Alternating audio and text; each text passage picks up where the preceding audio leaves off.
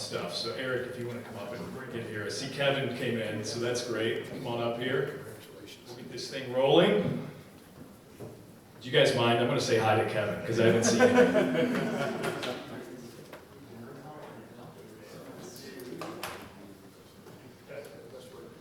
All right, so now we'll get started. Appreciate that. Thank you for indulging me. All right, I've got nice long bios. I could go off the top of my head for both of these gentlemen, but that feels like it wouldn't do them justice. So today we are going to speak with Kevin Harlan, now a three-time NSMA National Sportscaster of the Year. Kevin is celebrated for his dynamic and captivating play-by-play across multiple sports and multiple platforms. The University of Kansas alum has built a career spanning 3 decades, broadcasting NFL and college basketball games on CBS, as well as the NBA on TNT. Harlan has also been the voice of Monday Night Football and the Super Bowl for Westwood One since 2010 in the case of Monday Night Football and football on the radio. So welcome to Kevin Harlan, everybody.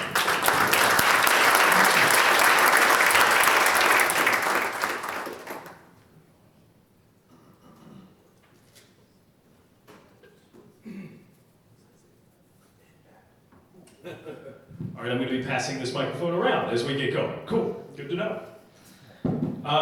Then we get to Eric Reid, a 4-time NSMA Florida Sportscaster of the Year. Eric's voice has become synonymous with the Miami Heat.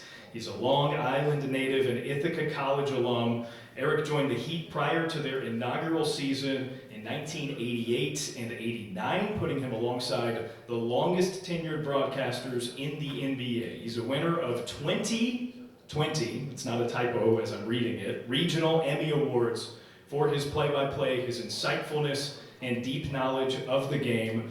They make him a beloved figure in the sports broadcasting world. So welcome to Eric Reid.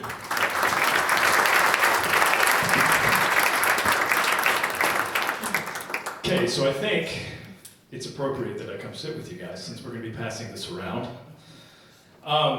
We are talking play-by-play, preparation, all of the above, performance, those sorts of things. Let me open it up this way. You guys have both been doing this a long, long time. If you can, conjure up year number 1. What's different about the job now from all of those aspects, preparation, performance, the whole gist? What's different now as compared to year number 1, whether you're overall or in your current sort of configuration? So much has changed. I've been doing play-by-play in basketball for 47 consecutive seasons. I started my junior year at Ithaca College doing Cornell University's games. I've been so blessed that since that junior year of college for me, working at Cornell, I've never missed a single basketball season. So 11 years of college basketball and now 36 seasons with the Miami Heat. And much has changed about our industry and our business, and even the technology and how we prepare for games. But I think Kevin will probably agree with this. The essence of our job has not changed. It's still you and the game and the fan base that you're serving and the teams that you are illuminating. It's basically the same. The biggest change, obviously, is the technology of laptops and social media. All our prep used to be handwritten, and now most of it is computer driven. And where would we be without the internet, the instant information that we can get? So we've all had to adapt and evolve to that, gratefully. The way I prepare now, hours-wise, the same.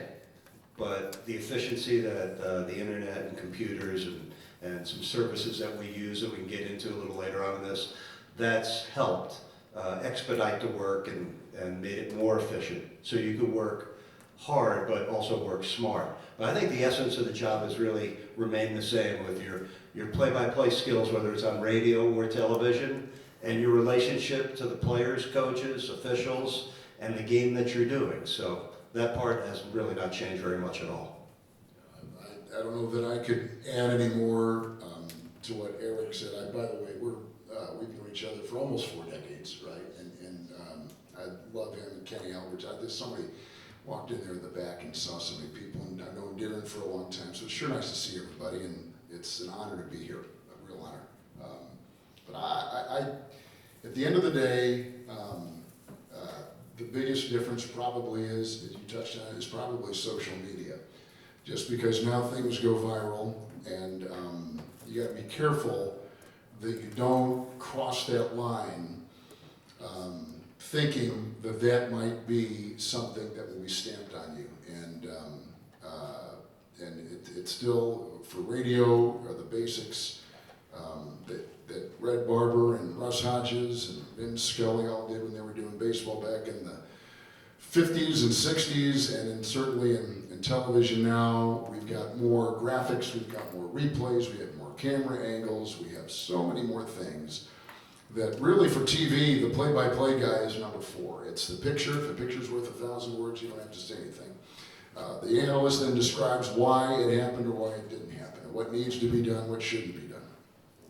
Then you got the replays, the graphics, all the different things, the technology, which all the networks, all the regional networks all push on everybody, which is great because it does enhance them. You don't want to get too cluttered, but that's not my expertise. Mine is calling the game, but that would be 4th in line. The play, I think in TV, play-by-play, the less you say, probably the better you are. Radio, completely different, as we all know.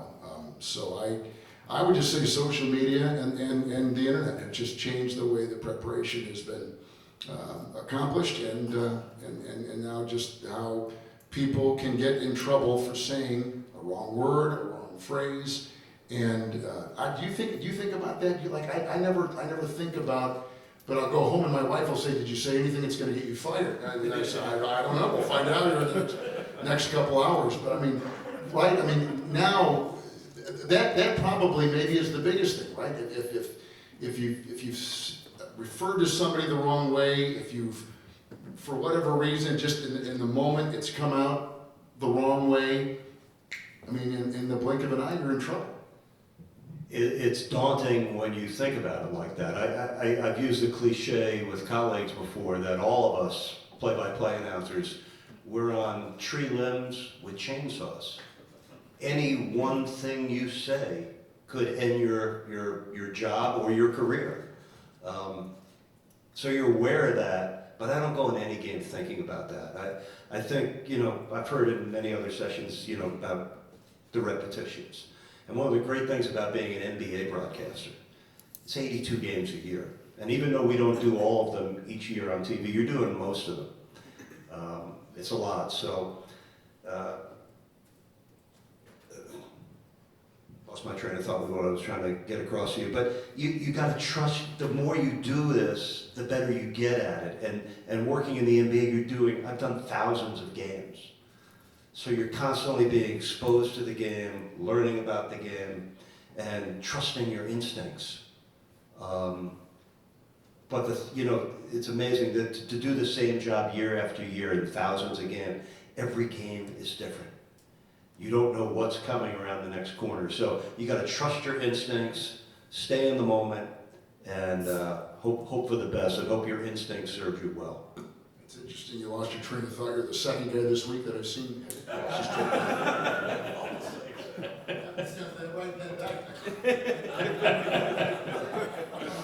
I do have a follow-up regarding social media, because on the other end of the spectrum of what it can do and what it is in the sports broadcasting space, the idea that a call of a certain play can go viral now is totally different for you guys. Is that something you think about in terms of fundamentally when you're calling a play and you know it's big? Does it go through your mind that not that you must nail it because everyone's gonna hear it and see it, but that more than ever it is just going to be reverberated and in sometimes for years and years to come? Does that go through your mind at all? Well, it doesn't for me. There are a lot of broadcasters that will write down phrases, think about that moment, and I got some great advice as a young broadcaster, and that was to literally lose yourself with concentration and focus, lose yourself in the game. so that every nuance, every move, and I think Eric we come from the same time frame, but I think that when you do that, you basically let things happen organically. And I always think those are the best moments. You can sense the passion in a voice, but if something is written out, it just, and some can pull it off and do a great job with it. I have just always been, let the moment, and sometimes no words are necessary. And sometimes you go back and listen, as I do often, and I would say, I wish I would have said ... But the great thing about broadcasting is there is no IQ test, and so if there's not a lot going on up here, it just kind of comes out, right? You don't even know what you're saying. That's the key to it, is the spontaneity of it. And that, you know, we do all broadcasters do a lot of preparation, but you can't prepare for what you don't know what's next. So the preparation, which I'm sure we'll cover later on, is so secondary to the game at hand. The game is our boss. I've never prefabricated a call. On most, big game calls, you don't even remember what you said. You got to see it after the game or on social media, and then you're reminded of it. I think the immediate reactions you get, like now at timeouts, I'm going to check my stat monitor. I'm going to also check my Twitter feed, because I'm following writers that are at the game, and so I want to see if they have anything that I miss. And you also get fan reaction. But I think the biggest thing I can say, that my best story of how social media impacted a broadcast for me, it was maybe 5 or 6 years ago. The Heat is playing against Blake Griffin. I forget who he was even with at the time. And it was after injuries had really robbed him of his athleticism, and he was really struggling in this game against the Heat, to the point where Duncan Robinson, a very unathletic player for the Heat, was blowing by him and getting to the basket. So had I said this once, it would have been fine, but I probably went to it 3 or 4 times during the game, and I was, in my mind, trying to be empathetic and sort of describe what Blake Griffin was going through as a former superstar player who was guided by his great athleticism, and now he was a shell of that, still trying to find a way to help his team. That was my intent. It didn't come across that way. I think it came across as condescending to him, and all of a sudden, we go to a break, and I see on social media, Heat fans are like blowing up in a positive way at how I'm roasting Blake Griffin. And I became so immediately uncomfortable with that feedback, and that's how it was perceived. I went home that night thinking about it, and then let it go, right? A few weeks later, we're playing the Nets. Blake Griffin was with the Nets at the time. And I'm on the court getting ready to do our stand-up, and Blake Griffin is warming up with the Nets, 20 feet away. And our eyes met. This is, maybe a year later or a few months later. And our eyes met, and it made me feel, I've done this a long time. I never make it personal in terms of my criticism or critique of any player, whether you're on the team I'm working for or any other team. And yet, I had crossed that line in this case, and it was on my mind. Now, when Blake and when our eyes met, I had no idea, had he known about this or not. But I have to assume he did, because in social media, everybody sees everything. Like 2 years go by, and it's a thought that I've never gotten out of my head, like, I gotta make it right with Blake Griffin. Somehow I gotta either write to him or talk to him and apologize for those comments that I made on TV that night. And I never wrote to him, and you know what happened? 2 years ago, the Heat and the Celtics are in the Eastern Conference Finals. And I'm not doing that game on TV. Once you get past the first round, local TV's out.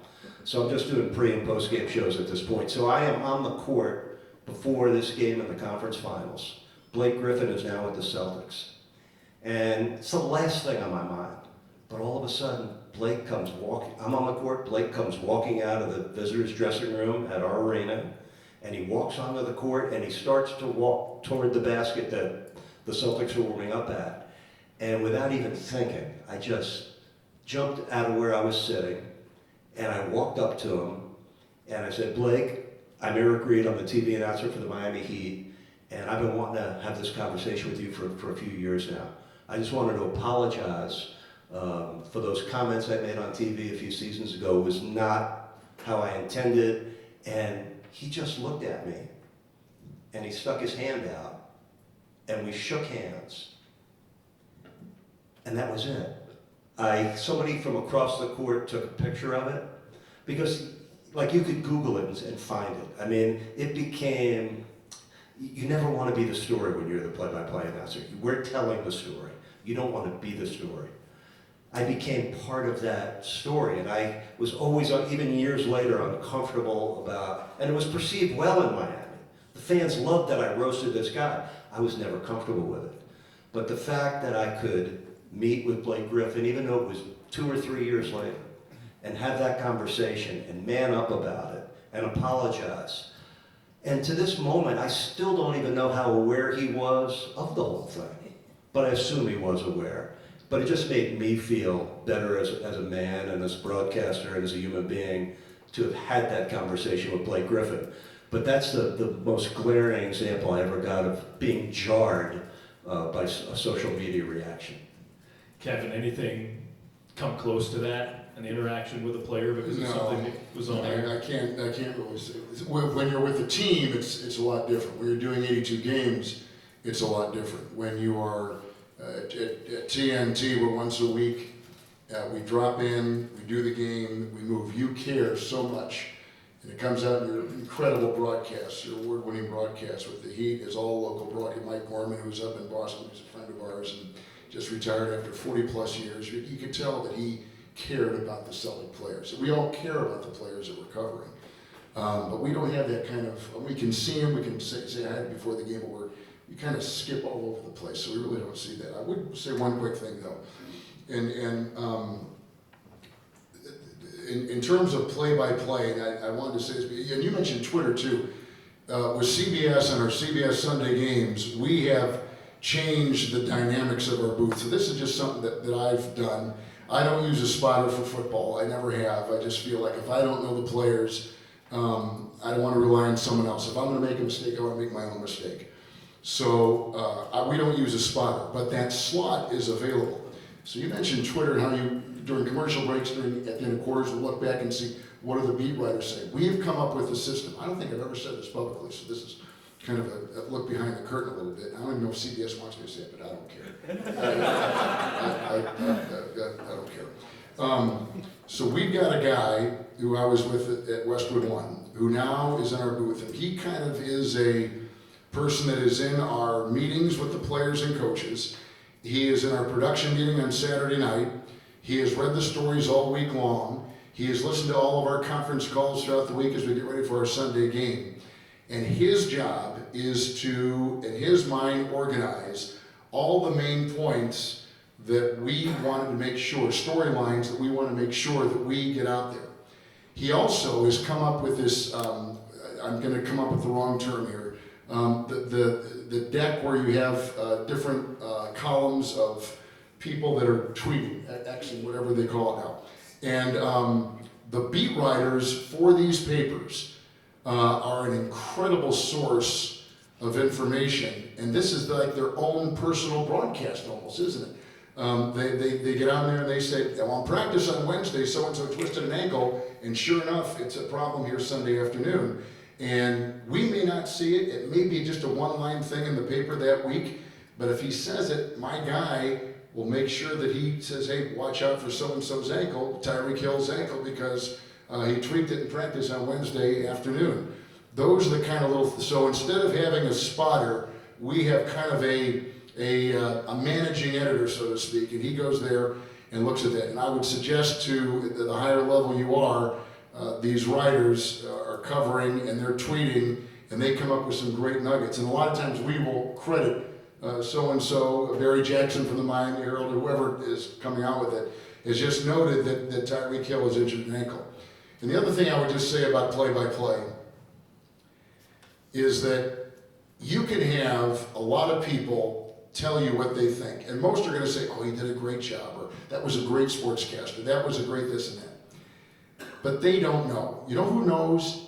you know. You know if you have hit a broadcast the right way, with preparation, which downsizes any kind of margin for error. But at the end of the day, it's all about performance. And you learn more about your performance by going over your tapes and watching your games. Even at my age, and I'm assuming you do too, the pro that you are, and Kenny and all the great broadcasters that are here, that to me is the single, and you and I have changed tapes, that is the single most important thing you can do for your career, is investing in yourself.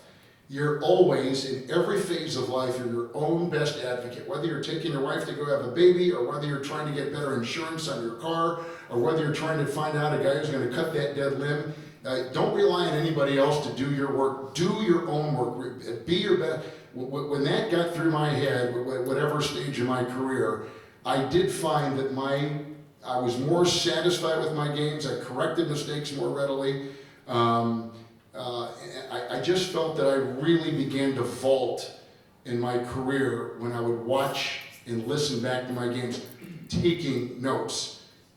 Self-critiquing and self-analyzing is, whether you're broadcasting or whatever in life, parent, it becomes, I think, the single most important thing you can do. And a lot of times, you don't feel like it, and it's torture. It's like torture listening to yourself going, oh my God, I blew that, or oh, I wish I would have said this.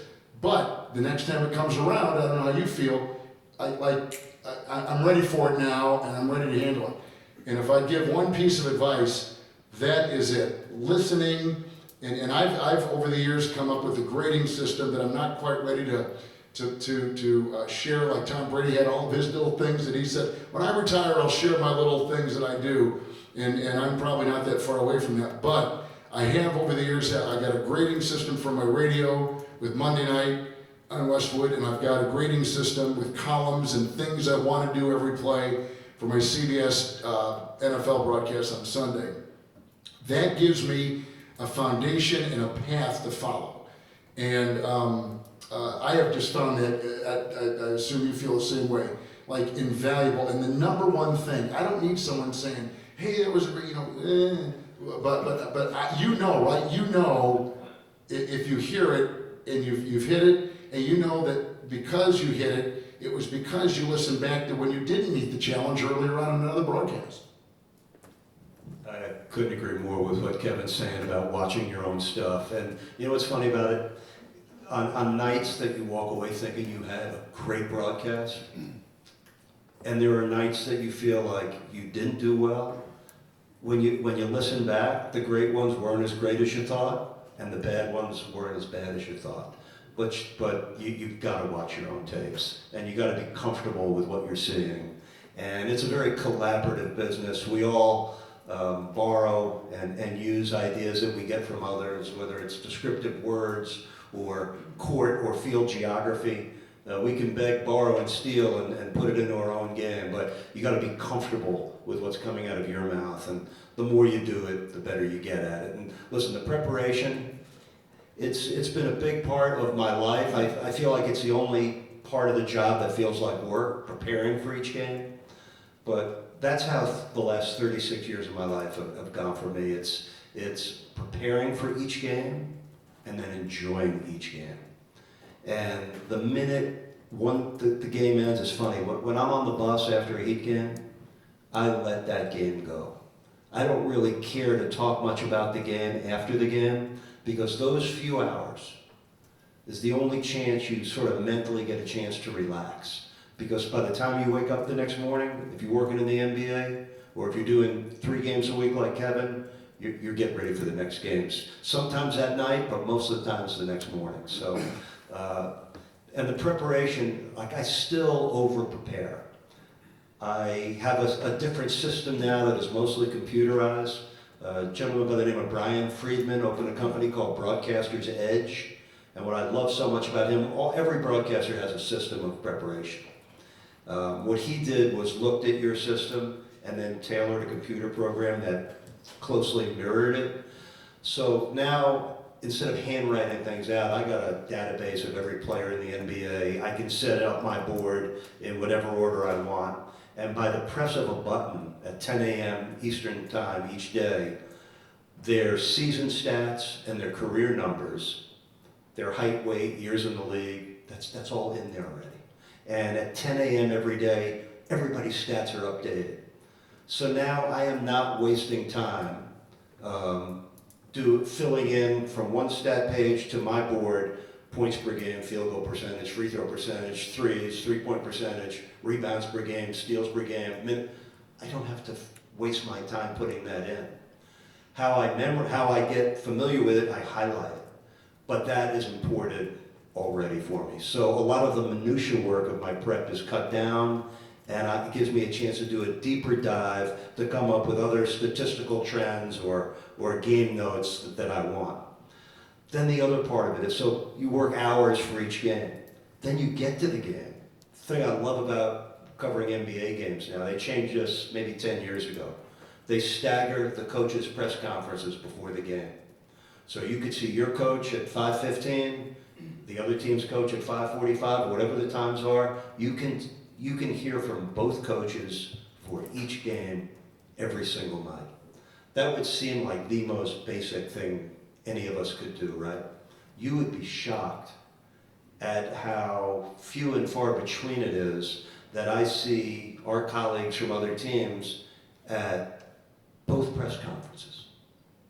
It's the most basic thing we can do. You're getting a free opportunity to hear from each coach before the game. It gives you incredible insight to what they're about and what they want to do that night. And, it could be the reporters' sidebars. It's just great conversation and current stuff that you can get. We also get time alone with each coach afterwards. Think about the credibility, by the way, that it buys you as a broadcaster when you go in to hear the other team's coach. Not only are you getting the knowledge and getting a feel for that coach that you would not have had, that's number one. Number two is you are earning your credibility from that other coach. Because one of my main credos, and Kevin is a national announcer, his job is to tell both sides of the story. I work for a team, but I take great pride every single night. I want to tell that other team's story as intelligently and as well as I can. And listening to that coach and watching his team play, a couple games before we play them, these are all building blocks to the information and you feel you have for each game. So the bottom line for me is I want to be as intelligent as I can be with every single game I do. But understand that preparation is just a wee, tiny part of the whole thing. Because your prep is not the boss.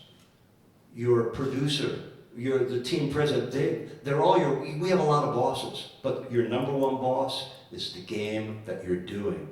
The game tells you what to talk about. And to have that prep, it's there for when you need it, but you use so little of what you have. And as a play-by-play guy, same as a producer. If a producer comes in with 10 taped roll-ins that he has planned to use, if he uses all 10, he overdid it and maybe was tone deaf to the game that we're watching. If I'm just trying to force in my prep, it's counterproductive. But it's wonderful to have all that information and knowledge going into each game. It's the discipline to prepare night after night and the greater discipline to not feel like you have to use any of it. You gotta be unselfish with your preparation and just feel like I was as smart as I could be about that game and now I'm gonna move on to the next one. I've got a follow-up, Kevin, before I open it up for questions, and I'll get up and pass this microphone around. When viewing and or listening to your own work, how do you discern between the subjective and objective feedback? There are things that we're all trying to do consistently with play-by-play work, and I'm not talking about Twitter feedback, I'm talking about the feedback that matters from others, like your producers, your bosses, right? Some of that can be subjective. This is, I guess, what I'm trying to ask is what goes into creating your checklist, the things on your boxes.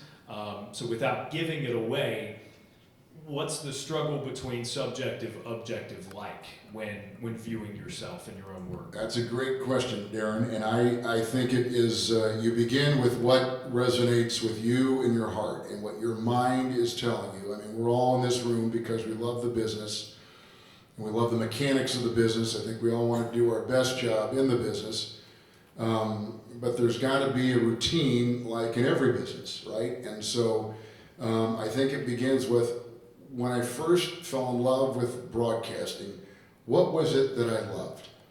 And for me, it was, when I was about 8 or 9 years old, was voice. And I heard John Facenda narrating the highlights to Super Bowl I. And it was the voice, not necessarily the play, that caught my attention.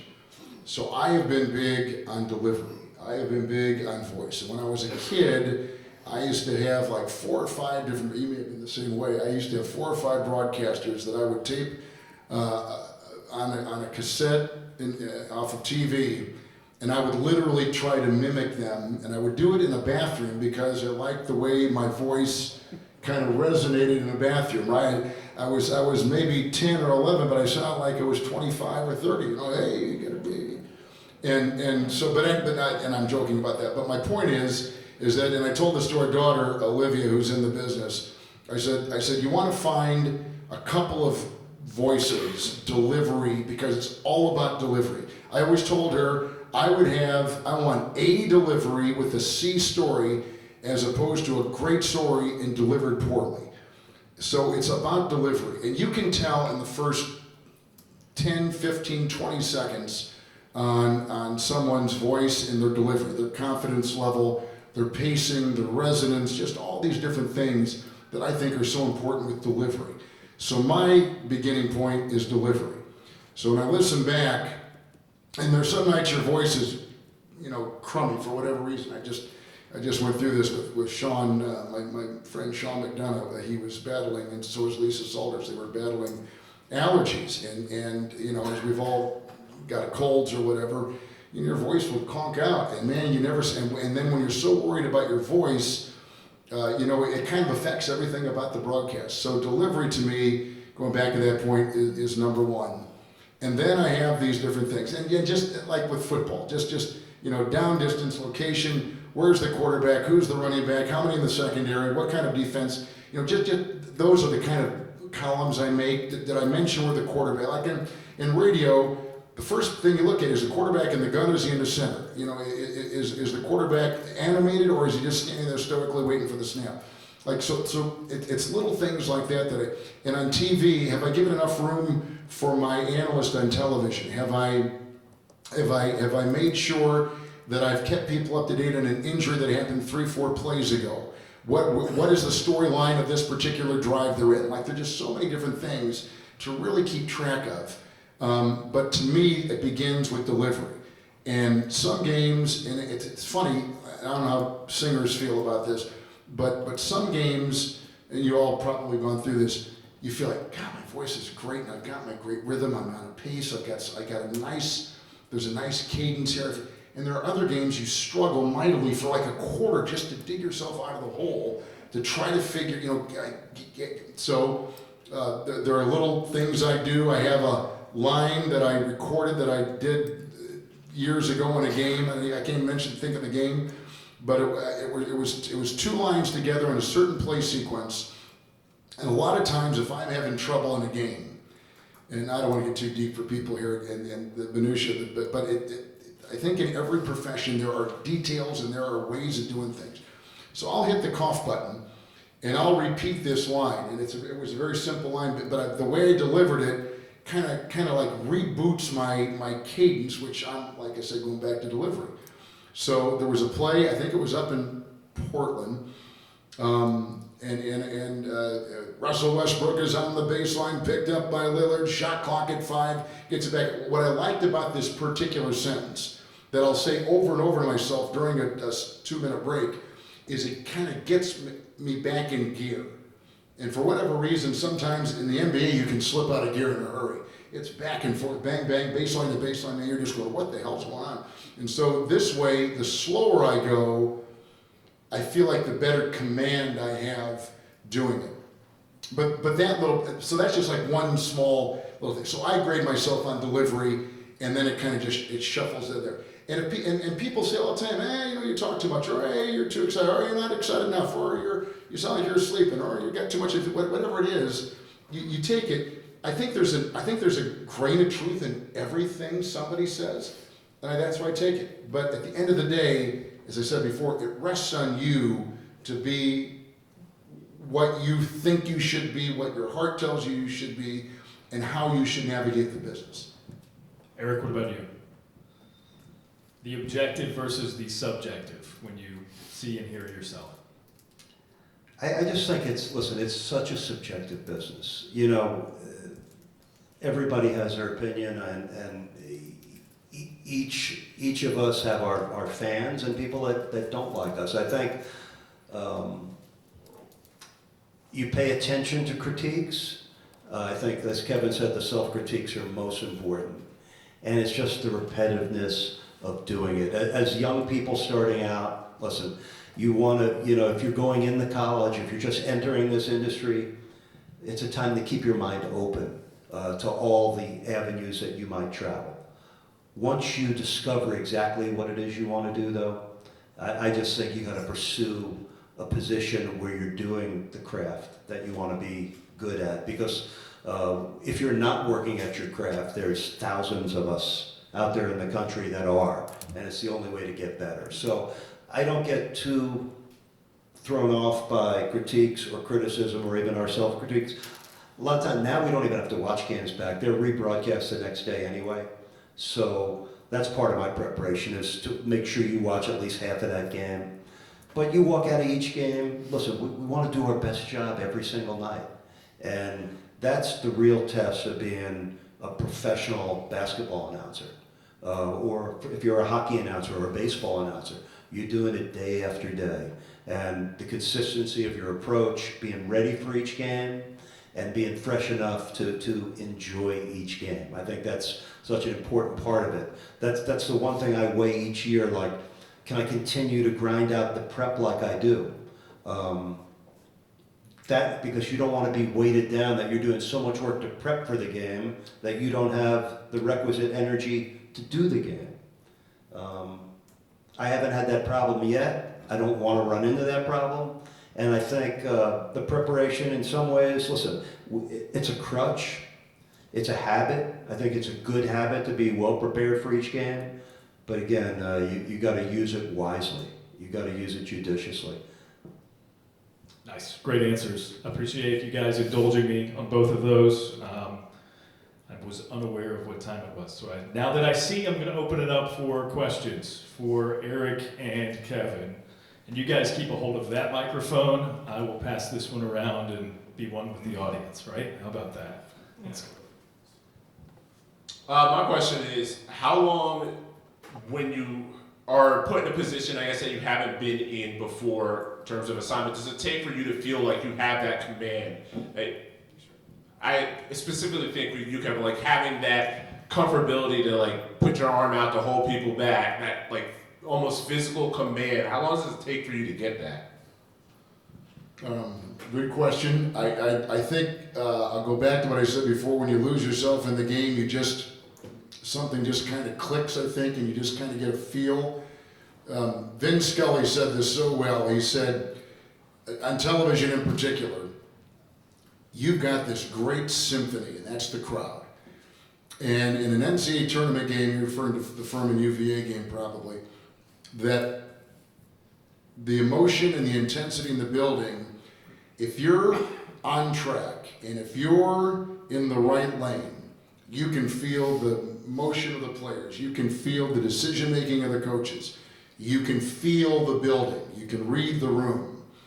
And that was a case of that when it was a Final Four starting guard who threw a wild pass in an important part of an NCAA game, one and done.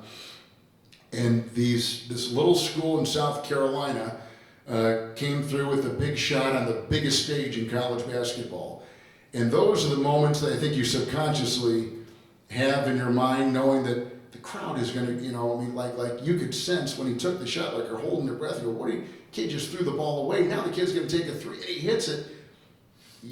It's kind of an inner thing, and it's, as Eric said earlier, it's reps doing a lot of games, feeling different situations. I would never minimize the use of a crowd as symphony. All great singers have an orchestra, and a crowd is that orchestra for a broadcaster.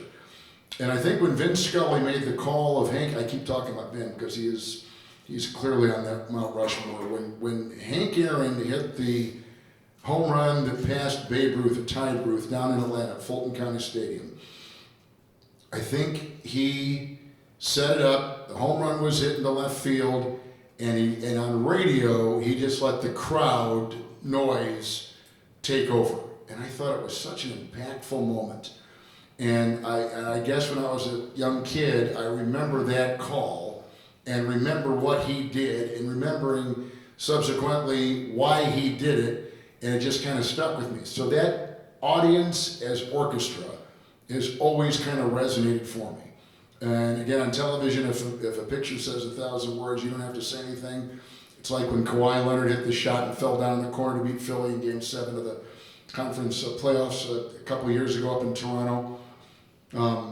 The crowd can take it, and so, but it's a feel thing, and you just lose yourself in the game. You'll be surprised how often that stuff kind of comes around and kind of grabs you and leads you down the right road. You know, Kevin, it's funny. I've had 7 or 8 different broadcast partners in my 36 seasons with the Heat, and with almost each one, there's one thing I'll discuss as they're starting out, especially if they're new to broadcasting. There's only one thing that works like a formula every single time, and it's game-winning plays, right, or big plays. The color guy has to have the professionalism to stay quiet and let the play-by-play guy make the great call. The play-by-play guy, you make that great call, and then you've got to stop. And then you let the director cut those 2, 3, 4, 5 shots. And then the replays come in. And that's when the color guy steps back in. It works every time. It works every single time. So for Kevin. Here we go, now we work, okay. Kevin and Eric, when you go back to earlier in your careers and you're trying to polish your delivery, how did you try to strike that balance between displaying that level of enthusiasm while at the same time not getting too carried away and not blowing out the mic? Right, a good question. Local broadcasters are different because I think that emotion, fans want to see it. There are Heat fans that are watching Eric every night, so that's different. I actually struggle with it when I went to the networks. When I went to Fox, after doing the Chiefs radio broadcast in Kansas City for 9 years, going to a network level, I was really, Summerall and Stockton were the 2 guys they hired. And then they hired Joe and Kenny and Tom Brenneman and myself as the 4 young guys. And everything was dictated by Summerall and Stockton, who to me are 2 of the greatest broadcasters ever. But both of their styles are very, star, dollar, touchdown, Green Bay, right? And the 4 of us were younger guys and still getting a feel for the business, but David Hill, when he hired us, said, we need enthusiasm. And I think over the years, networks have said, people don't want to be put to sleep. They want some juice, right? They want a little bit of, so it has taken me many, many years to feel comfortable getting back into that seat that I was once before doing local broadcasts. So that's a feel thing, and I think you just got to know it, and something that Eric said before about on a national broadcast, you're playing 2 different parties here, so you need to make sure balance. And if Jimmy Butler hits a big shot for the Miami Heat, Jason Tatum hits just as big a shot for the Boston Celtics. And so you need to have that kind of disparity in inflection and in enthusiasm and in voice.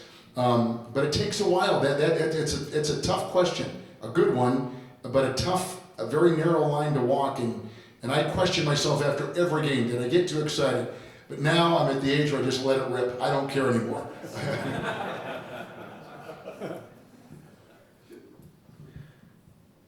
All right, I was just told 3 minutes, so we've got time for maybe one more question here. Sorry, Dave, it's behind you here. Hi, good afternoon. I guess for the both of you, my question is, I know, Kevin, you've talked about losing yourself in the game, but for you both, it's a little bit of a nitty-gritty. How do you feel out the rhythm when you could be like right behind the play, especially on the TV side, when you can let the play sort of happen and you sort of punctuate it? After that, clearly, the timing tightens up as it gets closer to that, but I'd love to hear how you sort of feel that, like when the shot goes in and then you say that the shot goes in, or however you work that rhythm. Yeah, great. Well, I'll be very quick with it. College basketball is the perfect TV medium. The kids aren't as good, the play is slower, the clock is longer, right? So, like, you can do, and we do the tournament with Dan Bonner and Stan Van Gundy for CBS. It's like, I said, let's think about that 9 or 8 second rule on the shot clock, and I can jump in. And so, but the first 24 seconds of that shot clock, they can kind of go back and forth, you get a rhythm. But a lot of times in basketball, again, they can see Butler dribbling, working on, Brown, and maybe but if you just say the name and say it slow enough and have a nice cadence to it, a lot of times I have gotten into the rhythm of just saying, Tatum defended by Butler, and you can see the shot going in. And now he's got 25. It kind of speaks for itself, and because you're doing so many games, I'm anxious to hear your answer.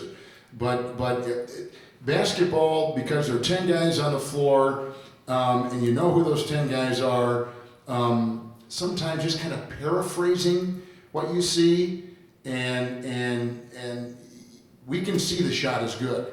But sometimes it's mentioning the defender. Maybe it's talking about a screen. Maybe it's talking about something else. They've led by 5. This could bring them, even closer right here. And Butler with a shot and 5 to fire, but you're doing so many games. I'm just kind of just skipping around sometimes.